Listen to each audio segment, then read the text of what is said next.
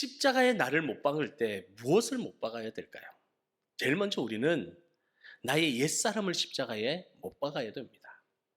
여러분, 옛사람이라는 것은 뭐냐면 예수님을 믿기 전 나의 모든 생각들, 하나님 없이 살던 나의 모든 생각들, 그리고 죄의 습관을 따르던 나의 모든 모습들을 십자가에 못 박아야 한다는 겁니다. 우리가 예수 그리스도를 믿기 전에는 옛사람을 쫓아서 살아갔어요. 그 옛사람을 십자가에 못 박지 못하면 그 생각이, 그 습관이 자꾸만 내 주인이 되려고 합니다. 나를 죄의 길로 인도하려고 하는 거예요. 그리고 내가 내 인생에 자꾸만 하나님이 되려고 하는 교만이 싹트게 되는 겁니다. 여러분, 아담과 하와의 최고의 잘못이 뭡니까? 범죄가 뭡니까? 단순히 선악과를 따먹은 게 죄입니까? 불순종이 단순한 죄일까요? 아니에요. 이 아담과 하와의 최고의 죄는 뭐냐면 그 선악과를 먹음으로 인해서 자기가 자기 인생의 하나님이 되려고 했어요. 네가 그것을 먹음으로 말미암아 눈이 밝아져서 네가 하나님이 되라고 말한 거예요. 스스로 하나님 되려고 한 거예요. 그게 가장 큰 죄였습니다. 여러분, 우리도 자꾸만 옛자아를 십자가에 못 박지 못하면 내 인생에 자꾸만 옛자아가 주인이 되려고 합니다. 그리고 내가 내 인생의 하나님 되려고 해요. 옛날에 김익두 목사님은 소문난 깡패였다는 거 들어보셨습니까? 그런데 그 목사님이 예수 그리스도를 영접하고 그 자신을 십자가에 못 박고 거듭났습니다. 그 폭력적이고 그 죄악스러웠던 모습들을 다 십자가에 못 박은 거예요. 그리고 전도하러 다닙니다. 예수 믿으십시오. 예수 믿으십시오 하고 다니는 거예요. 그러니까 이 김익두 목사님을 아는, 그 깡패였던 목사님을 아는 모든 사람들은 전부 다 하는 얘기가 뭐냐면, 아유, 저 사람 엊그제만 해도 깡패였는데, 그 말이 안 믿기는 거예요. 깡패였는데 무슨 저러고 다니나 그러는 거예요. 그러던 중에 예수님 그 깡패를 잘 아는 사람이 있었어요. 그런데 그 앞에 이 김익두 목사님이 지나가면서 옛날 김익두는 죽었습니다. 옛날 김익두는 죽었습니다. 예수 믿으십시오. 그러고 가니까 설거지를 하다가 그래, 네가 정말 죽었는지 보자. 그러고는 설거지하던 물을 그 얼굴에 어떻게 했을까요? 부어버렸어요. 이 대단하지 않습니까? 근데 김익두 목사님이 어떻게 했을까요? 씩 웃으면서 얼굴을 닦더니 그러는 겁니다. 내가 죽었으니 당신이 살았습니다. 라고 그러는 거예요. 내가 죽었으니 당신이 산 겁니다. 라고 얘기를 하더라는 거예요. 여러분, 만약에 김익두 목사님이 예수님을 믿기 전이었으면 어떻게 됐을까요? 누가 죽었을까요? 그 여인이 죽었겠죠. 가만히 놔뒀겠습니까? 근데 예수 그리스도를 믿고 나니, 내가 십자가에 못 박히고 나니 그 여인이 살았다라는 거예요. 내가 죽으니 살았다는 겁니다. 여러분, 여러분은 십자가에 여러분을 못 박으셨습니까? 내가 죽었으니 당신이 살지, 당신이 살았지. 여러분, 얼마나 멋있는 말입니까? 얼마나 귀한 말입니까? 여러분, 우리는 우리의 옛자를 얼마나 죽이고 살아가는지, 얼마나 십자가에 못 박았는지 우리는 날마다 우리를 돌아볼 수 있어야 될 줄로 믿습니다. 혹시 아직도 근심과 걱정, 시기와 질투들, 그 불만들이 내 속에 가득하여서 살아 꿈틀거리고 있다면 아직 내가 덜 죽은 거예요. 아직 내가 옛자를 십자가에 다 못 박지 못해서 그런 것입니다. 예수님과 함께 십자가에 못 박힌다라는 것은 나의 죄악된 옛 모습들, 그 교만들 모두를 십자가에 못 박는 거예요. 그래서 다시는 죄의 종노릇을 하지 않는다라는 뜻입니다. 다시 그 길을 가지 않는다라는 의미라는 거예요. 그래서 주님을 영접한 믿음의 사람들은 예수님 없이 살던 옛자, 옛사람을 예수 그리스도를 모시고 나서는 그 교만들을 제일 먼저 십자가에 못 박아야 하는 겁니다. 여러분, 십자가에 못 박으셨어요? 필요하시면 혹시 다시 내리십니까? 십자가에 못 박으시고 날마다 거듭나시기를 축복합니다. 그리고 또 우리는 십자가에 못 박을 것이 있는데, 그것이 뭐냐면 욕심을 십자가에 못 박아야 됩니다. 탐욕을 십자가에 못 박아야 됩니다. 갈라디아서 5장 24절 말씀을 보면 그리스도 예수의 사람들은 육체와 함께 그 정욕과 탐심을 십자가에 못 박았느니라 라고 말씀하세요. 예수를 믿는 사람들은 육체와 함께 그 정욕과 탐심도 함께 십자가에 못 박았다라고 말씀하고 있는 겁니다. 여러분, 정욕 때문에, 탐심 때문에 망하는 사람들이 참 많습니다. 그중 대표적인 사건이 바로 성경에 나오는 소돔과 고모라 사건입니다. 여러분, 소돔과 고모라는 그곳의 사람들이 악하다는 얘기는 들으셨을 거예요. 그런데 이 사람들이 얼마나 악하며 또 육체적인 정욕에 빠져서 살던 사람들이에요. 여러분, 여기서 육체적인 정욕이라고 하면 단순히 남녀 간의 육체적인 정욕을 말하는 게 아닙니다. 동성애가 하늘을 찔렀다라는 거예요. 그래서 남색자라는 뜻을 가진 영어 단어 소돔마이트라는 이 단어의 어원이 바로 이 소돔이라는 말이 있습니다. 그래서 소돔마이트라는 단어를 검색하면 남색자라는 뜻과 함께 나오는 게 뭐냐면 소돔 사람이라는 뜻이 함께 나옵니다. 그만큼 소돔은 남색을 심각하게 밝히는 타락한 도시였다라는 것을 말씀하는 겁니다. 롯이 그곳에 왔을 때도 정욕으로 그들을 대했어요. 결국 하나님께서는 그 타락한 도시를 그냥 두시지 않으셨습니다. 불로 심판하셨고 모두 멸망하게 되었어요. 그것이 유황불로에 의해서 멸망당하고 심판당했다는 것은 이후에 고고학자들에 의해서 역사적으로 밝혀졌습니다. 그 지역에서 가서 조사를 해보니 극심한 유황의 흔적들이 있고 엄청난 하나님의 불기둥의 불의 심판이 있었다는 것을 확인하게 되었던 겁니다. 여러분, 사울왕은 또 어떻습니까? 욕망의 마음에 사로잡혀서 망한 사람의 대표적인 사람이 또 사울입니다. 사울왕은 그 마음속에서 일어나는 시기심, 그 질투, 욕망을 절제하지 못해서 한평생을 누구를 죽이기 위해서 살았죠? 다윗을 죽이기 위해서 한평생을 살았어요. 주의 일을 위해서 산 것이 아니라 자기의 그 욕심 때문에, 욕망 때문에 그 자리를 지키기 위해서 다윗 죽이기 위해서 애쓰다가 그 인생이 망했던 사람입니다. 여러분, 가룟 유다는 어떻습니까? 그 역시 마음의 욕심과 탐욕을 이기지 못하고 욕심을 따라가다가 망한 사람이었습니다. 여러분, 사도행전에 아나니아와 삽비라 부부, 그리고 다윗 시대에 살았던 나발이라는 사람 등 모두가 마음의 욕심을 다스리지 못해서 망했던 사람들이에요. 여러분, 그렇다면 믿음의 사람들은 그 욕심을 다스리고 절제하고 그렇게 살아가면서 가난하게만 살아가야 되나? 그런 건 아닙니다. 이 가난의 문제를 말하는 게 아니에요. 여러분, 믿음의 사람들은 욕심을 쫓아가는 사람이 아니라 하나님께서 주시는 복을 받고 살아가는 사람인 줄로 믿습니다. 하나님께서 이삭에게 복을 주셨어요. 그랬더니 파는 곳마다 물이 솟아납니다.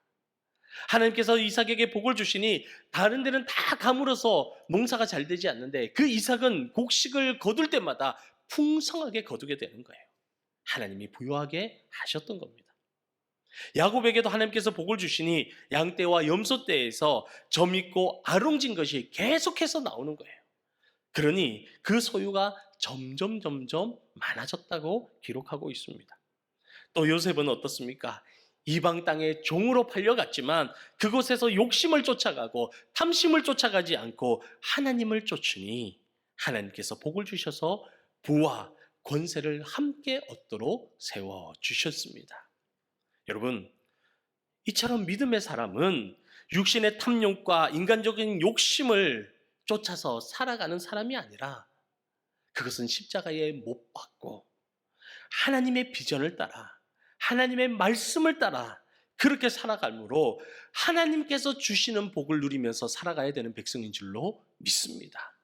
여러분, 우리는 이 세상 살아갈 때에 욕심이 앞서서 이 세상의 물질이 앞서서 그것을 움켜쥐기 위해서 살아가는 존재가 아니라는 거예요. 그 모든 것 다 내려놓고 십자가에 못 박고 하나님만을 바라보면서 걸어가면 하나님께서 복을 더하여 주실 줄로 믿습니다.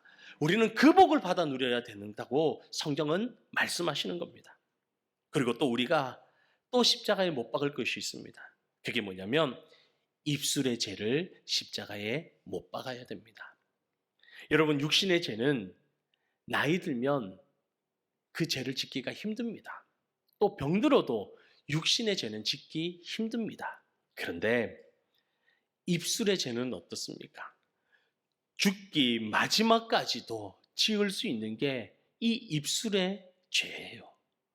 어떤 분은 죽는 순간까지 저주하고 원망하고 불평하면서 죽는 분들이 있어요. 그래서 이 입술의 죄는 때와 장소를 가리지 않습니다. 남녀노소 구별하지 않고 피하지 않고 죄를 짓습니다. 불평하고 원망하고 저주하고 욕하고 매일 그렇게 죄를 지을 수 있는 게 입술의 죄라는 거예요. 그런데 정작 자신의 말이 얼마나 추하고 더러운지 그것을 모르면서 살아간다는 것이 더 큰 문제라는 것입니다. 시편 59편 12절 말씀에 보면 그들의 입술의 말은 곧 그들의 입의 죄라고 말씀하십니다. 그들의 말을 하는 저주와 거짓말로 말미암아 그들이 그 교만한 중에 사로잡히게 하소서라고 말씀하고 있어요. 여러분, 십자가에 못 박지 못하는 내 입술의 말은 우리의 입술의 죄가 되는 거예요. 내가 분별하지 못하고 나오는 내 입술의 말이 나를 죄짓게 만드는 겁니다.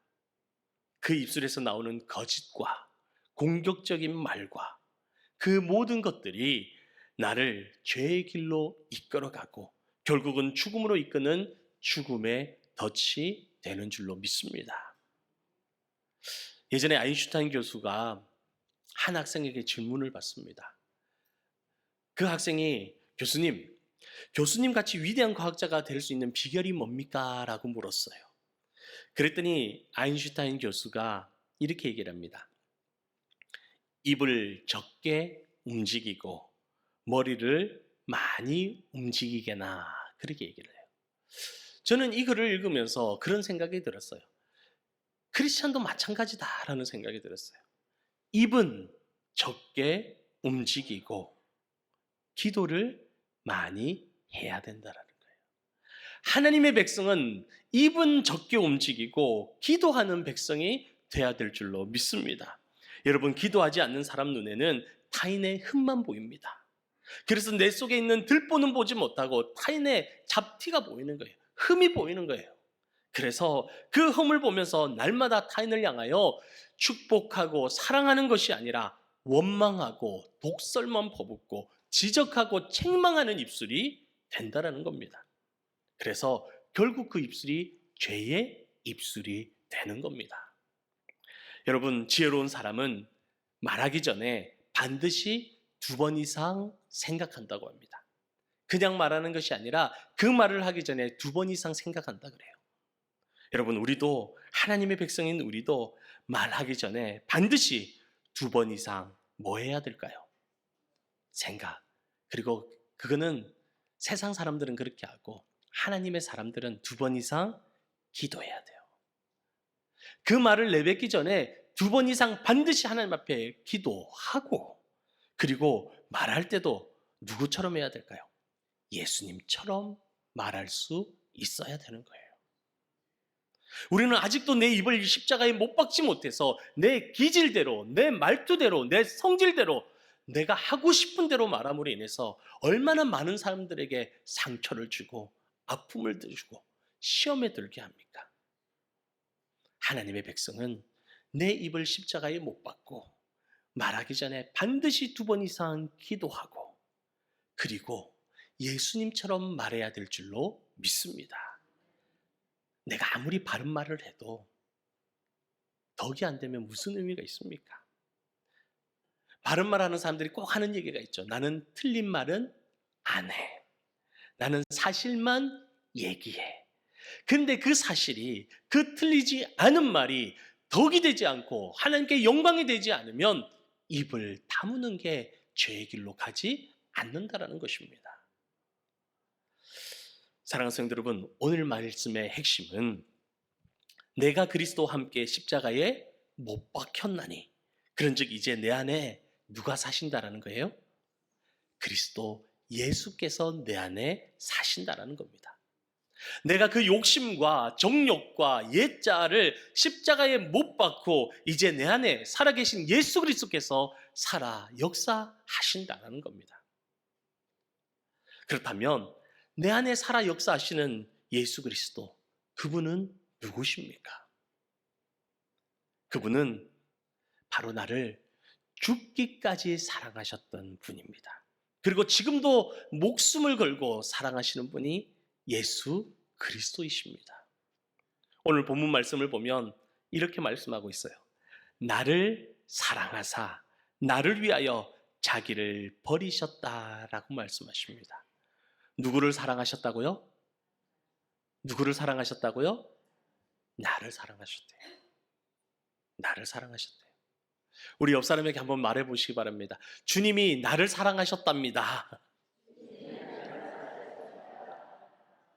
예수님이 나를 사랑하셨어요. 다른 사람이 아니라 나를 사랑하사 자기를 버리셨다고 말씀하고 있습니다. 예수님께서 나를 사랑하사 나를 위하여 자기 목숨을 내어 주셨다라는 것입니다. 여러분, 우리 주님께서 나를 위하여 목숨을 버리시고 나를 위하여 그렇게 일하시는 분이 우리 주님이십니다. 창세기 6장을 보면 하나님께서 노아에게 너를 위하여 방주를 만들되라고 말씀하세요. 또 출애굽기 14장을 보면 하나님께서 홍해를 갈라 길을 열어주실 때도 너희를 위하여 행하시는 구원을 보라라고 말씀하십니다. 또 출애굽기 16장에서도 너희를 위하여 하늘의 양식을 비와 같이 내리니 라고 말씀하십니다. 고린도후서 8장 9절에도 너희를 위하여 가난하게 되심은 그의 가난함으로 말미암아 너희를 부요하게 하려 하심이라 말씀하십니다. 사랑하는 성도 여러분, 내 안에 거하시는 예수 그리스도께서 나를 위하여 죽으셨다는 거예요. 그리고 오늘도 나를 위하여 일하고 계심을 믿으시기를 바랍니다. 그런데 그분이, 그 나를 위하여 성실하신 그분이, 나를 위하여 목숨까지 내어놓으신 그분이 지금 어디 계시다고 말씀하세요? 어디 계세요? 내 안에 계시는 거예요. 그분이 내 속에서 나와 함께 역사하시는 거예요. 그러니 여러분, 이 세상에서 가장 행복한 사람이 누구일까요? 누구일까요? 이웃집 아줌마? 누가 가장 행복한 사람이에요? 내가 가장 행복한 사람이에요. 하나님의 아들이 나를 위하여 목숨을 내어놓으셨고 지금도 그분께서 나를 위하여 일하고 계시는데 이보다 더 행복한 조건이 어디 있겠습니까? 그 예수님께서 지금도 살아서 내 안에 역사하고 계시는데 내가 제일 행복한 사람 아닙니까? 여러분, 어떤 성도가 꿈을 꾸었어요. 그리고 하늘에 갔습니다. 그것에 하나님 심판대 앞에 섰어요. 하나님이 물으시는 거예요. 너는 일평생 동안 진실하게 살았느냐? 여러분, 지금 내가 만약에 하나님 앞에 섰는데 하나님이 나를 향해서 묻는다고 생각하시고 속으로 한번 대답해 보세요. 너는 일평생 항상 진실하게 살았느냐? 이 사람이 생각하니까 아니더라는 거예요. 그래서 아닙니다. 그렇게 살지 못했습니다. 라고 대답했어요. 그러니 하나님이 또 묻습니다. 그러면 깨끗하게 살았느냐? 생각해보니 아니더래요. 그래서 깨끗하지도 못했습니다. 그러니 하나님이 또 묻더랍니다. 그러면 정직하게 살았느냐? 그랬는데 자기가 정직하지도 못했어요. 그래서 정직하지도 못했습니다. 라고 대답했어요. 이렇게 대답하고 나니 내가 갈 곳이 어디예요? 어디예요? 지옥이더라는 거예요. 도저히 천국에 갈 수 없다는 것을 깨달았어요. 그래서 이제 나는 끝났구나, 지옥에 가야 되는구나 하고 마음을 다 잡고 있는데, 슬픈 마음을 잡고 있는데 그때 갑자기 예수님께서 딱 나타나시더래요. 그런 이렇게 말씀하시더라는 겁니다. 이 사람은 진실하지도 못했고 깨끗하지도 못했고 정직하지도 못했습니다. 이 사람의 말은 모두가 다 사실입니다. 그러나 그는 나를 구주로 믿었고 내가 자기를 위하여 죽었다가 살아남으심을 믿었고 그리고 그 복음을 전하며 한평생을 살았습니다.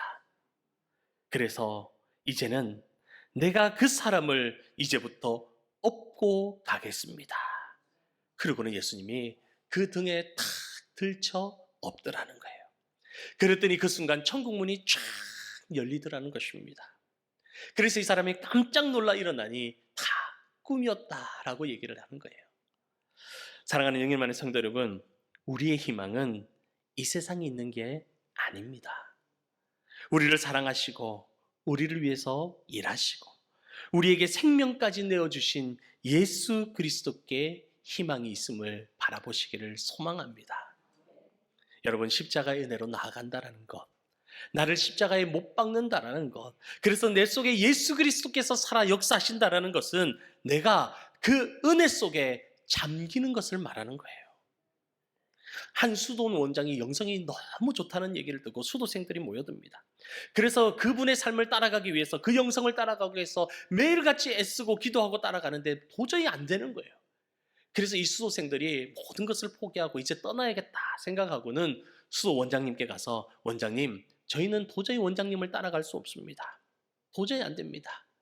그렇게 말했더니 이 원장님이 그 수도생들에게 깨어진 항아리 하나씩을 다 주더래요. 그리고는 이 깨어진 항아리를 가지고 가서 그곳에 물을 가득히 채워봐라 그러는 거예요. 그래서 이 수도생들이 그 깨어진 항아리를 들고 물을 채우기 시작을 했습니다. 채워졌을까요? 안 채워졌을까요? 안 채워지는 거예요. 왜 안 채워질까요? 네, 깨어진 틈으로 그 물이 다 새어나가는 거예요. 그래서 안 채워져요. 그래서 다시 원장님께 와서, 원장님, 도저히 안 채워집니다. 이 깨어진 틈으로 물이 다 새어나갑니다 얘기했어요. 그랬더니 이 원장님이 그 깨어진 항아리를 탁 들더니 그 물을 담던 샘으로 가서 그 항아리를 물속에 푹 넣더라는 거예요. 그랬더니 오히려 그 깨어진 틈으로 그 물이 새어 들어와 그 항아리가 차고 넘치더라는 겁니다. 그때 수도원 원장이 이렇게 얘기를 합니다. 여러분, 인간의 존재는 비록 깨어진 그릇과 같이 연약한 존재입니다. 그러나 예수님 품 안에 들어가게 되면 그 깨어진 틈으로 은혜가 스며들어 주님의 은혜로 가득 찬 복된 존재가 되는 것입니다. 여러분, 내가 하나님 앞에 은혜 받을 때가 언제입니까? 내가 하나님 앞에 나와 기도하며 눈물을 흘릴 때가 언제입니까? 내가 잘난 것 때문에 은혜 받습니까? 내가 똑똑한 것 때문에 은혜 받든가요? 내가 가진 물질 때문에 은혜 받든가요? 내가 하나님 앞에 진심으로 눈물을 흘리며 은혜 받을 때는 그 깨어진 틈이었어요. 그 상처였어요. 그 부족한 것 때문에, 그 모난 것 때문에 내가 주님 앞에 엎드려 기도할 때 하나님의 은혜가 그곳으로 나에게 스며들고 그곳으로 나를 가득 채울 때 내가 하나님의 은혜 가운데 거하게 되는 줄로 믿습니다. 사랑하는 영일만의 모든 성도 여러분, 예수님과 함께 내가 십자가에 못 박힌다라는 것은 그냥 내 마음에 상징적으로 못 박는다는 것을 의미하는 게 아니에요. 옛자를 그냥 십자가에 걸어두는 것을 말하는 것이 아닙니다. 내가 주님 품으로 들어가는 거예요. 온전히 놀라운 그 복음 속으로, 주님 속으로 들어갈 때에 새롭게 되는 기적의 역사가 일어나는 줄로 믿습니다. 이제 예수님과 함께 십자가에 못 박힘으로 내 안에 살아계신 주님이 참 주인 되시고 은혜의 삶을 살아가는 영일만의 모든 성도 되시기를 주님의 이름으로 축원합니다.